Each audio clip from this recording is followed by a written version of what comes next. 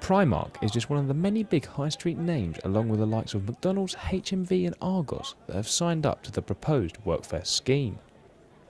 The scheme means that able-bodied people claiming job seekers allowance will have to take a 6-month work experience placement in order to keep receiving benefits.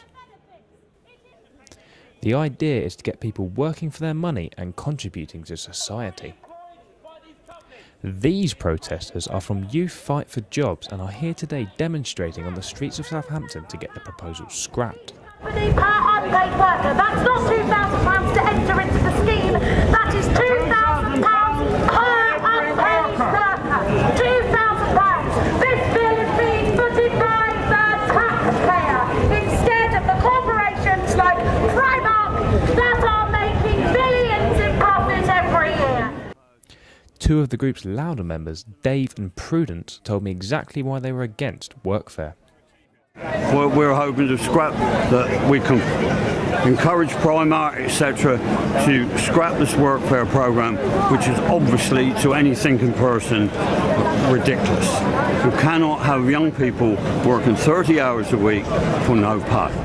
We want the government to scrap the Workfare scheme altogether. They say they have made concessions when they actually haven't made any concessions at all.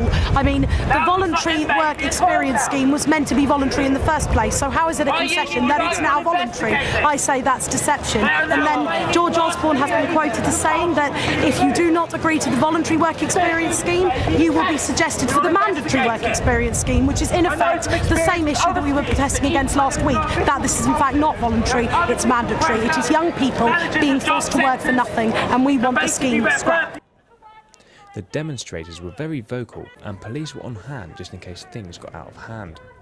But the protesters were focused on getting their message across, not to cause trouble.